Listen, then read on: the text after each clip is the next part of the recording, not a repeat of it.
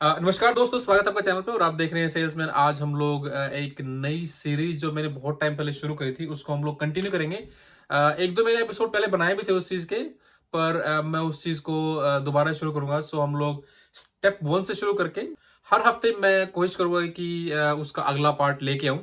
तो मेमोरी के बारे में आपके क्या ख्यालात हैं? आपको क्या लगता है कि आपकी मेमोरी कमजोर है या आपकी मेमोरी बहुत तेज है? क्या आपको चीजें जल्दी से याद होती हैं, नहीं होती हैं? आपको ये बोले कि मेरी मेमोरी जो है वो खराब है, मुझे अच्छे से चीजें याद नहीं होती, तो मैं ये बता दूं कि देखो, किसी की मेमोरी खराब नहीं होती है। उसको सिर्फ ट्रेन करने की जरूरत होती है। ठीक है, लाइफ में सिर्फ दो तरह की मेमोरीज होती हैं, एक ट्रेन्ड और एक अनट्रेन्ड। अब चाहे मैं कितना भी आपको बोलता रहूं कि आपकी मेमोरी है, वीक नहीं है, बहुत तेज है, तो आप यकीन नहीं करेंगे। को अभी मैं प्रूव कर देता हूं कि आपकी जो मेमोरी है वो कमजोर नहीं है। मेमोरी का जो बेसिक रूल है वो ये है कि अगर आपको कोई चीज याद करनी है, नई इंफॉर्मेशन कोई चीज है, कोई याद करनी है, तो उसका पुरानी, आपको ऑलरेडी कोई चीज जो याद है उस चीज के साथ एक रिलेशन जोड़ना है। बस इतना ही करना है। कभी कभी ये चीजें हमारा दिमाग अपने आप करता है।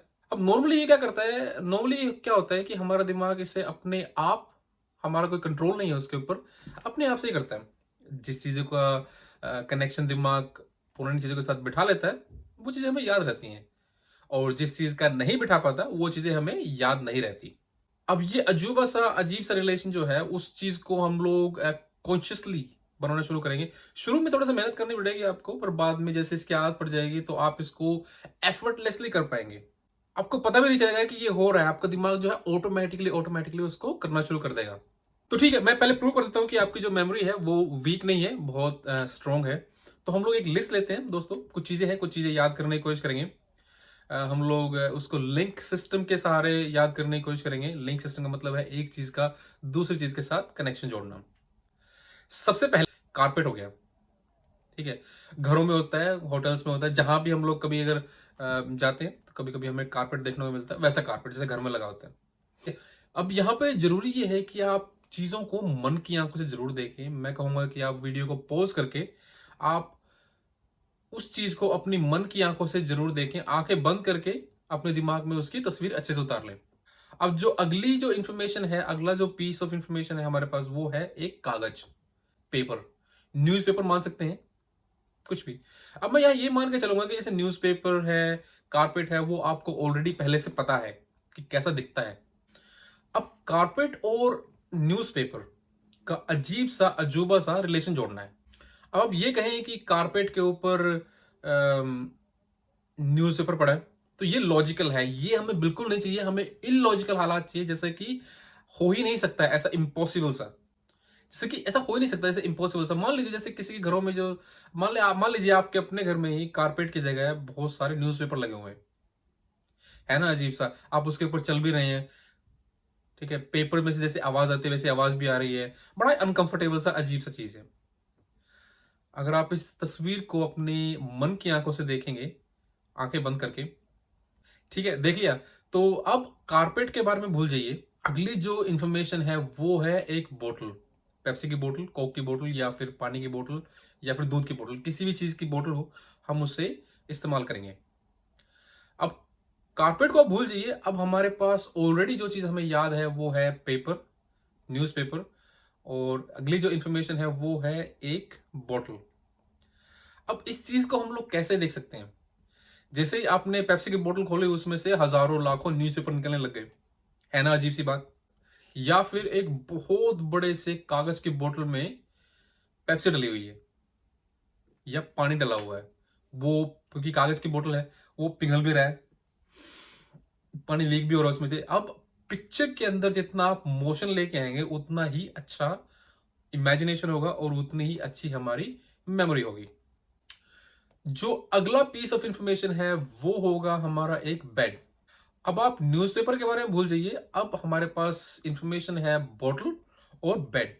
अगर हमें इन दो चीजों का रिलेशन बिठा दिया आपस में, अजीब सा, अजूबा सा, तो हमें दोनों चीजें याद हो जाएंगी। जैसे हम लोग ये सोच सकते हैं कि एक बहुत बड़े से बेड के ऊपर एक बहुत बड़ा सा बोतल जो है वो लेटा हुआ है, आराम कर रहा है ना? अजीब सा, अजूबा सा। अब चीजों को अगर आप बढ़ा चढ़ा के देखेंगे तब भी वो अजीब सी लगती हैं।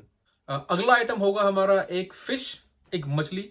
अब बेड हमें ऑलरेडी याद है और एक मछली है, इन दो चीजों का हमें अजीब सा अजूबा सा रिलेशन जोड़ना है।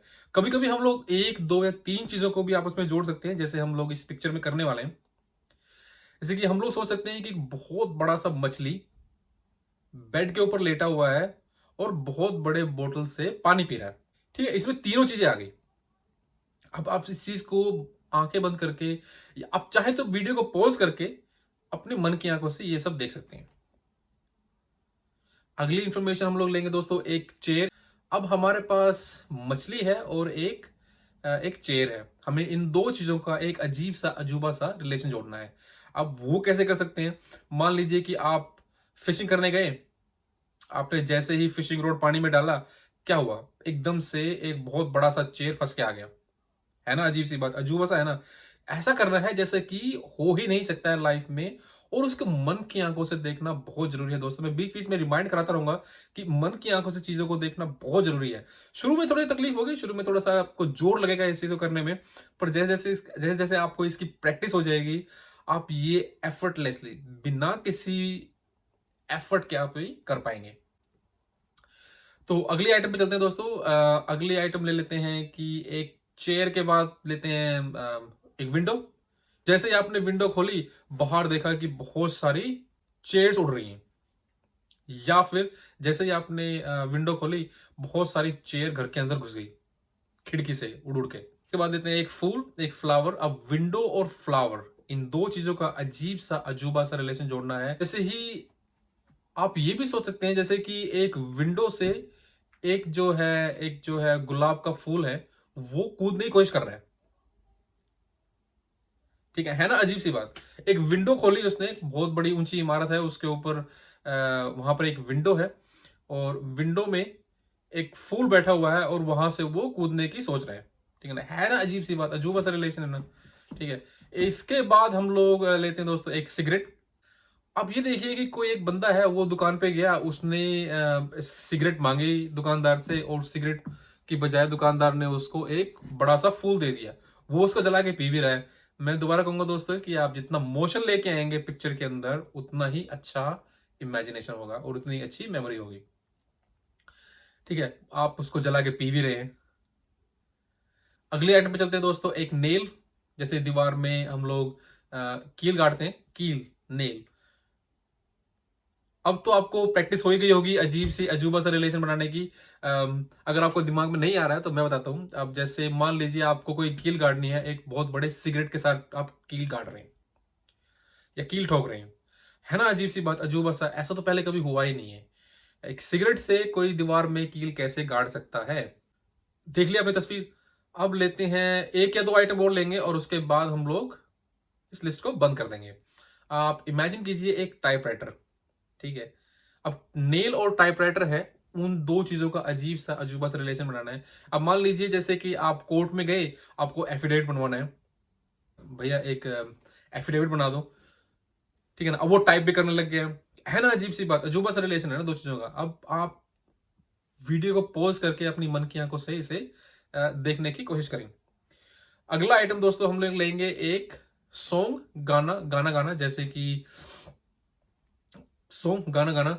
अब जैसे कि अब टाइपराइटर और गाना, इन दो चीजों का अजीब सा अजूबा सा रिलेशन जोड़ना है। मान लीजिए एक टाइपराइटर जो है, वो किसी रियलिटी शो में गया हुआ है, वहां पे खड़ा होकर गाना गा रहा है, लोग तारीफ भी कर रहे हैं, उसकी वाहवाही भी कर रहे हैं।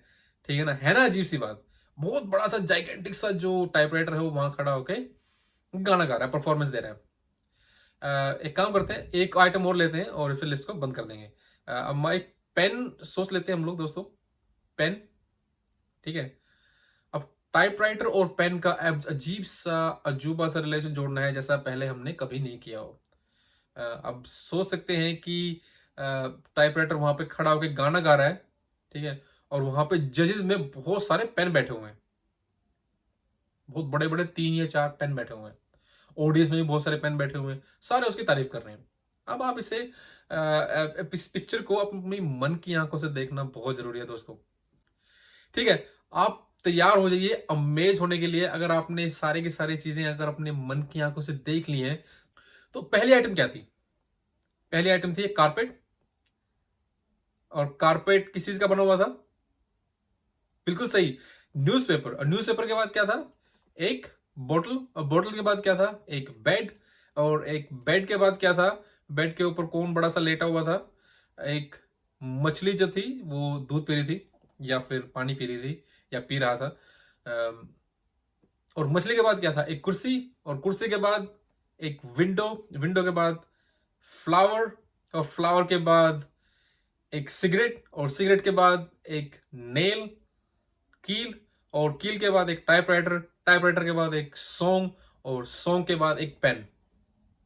देखा आपने कितनी आसानी से, कितनी एफर्टलेसली आपने एक लिस्ट को पहली बार सुनते ही उसे याद कर लिया। आप हैरान हो जाएंगे अगर मैं आपको यह कहूं कि पेन से क्या याद आएगा? एक गाना, गाने से क्या याद आएगा? एक टाइपराइटर, टाइपराइटर बोले तो आपको क्या याद आएगा? एक नेल, अगर नेल बोले तो नेल से क्या याद आएगा?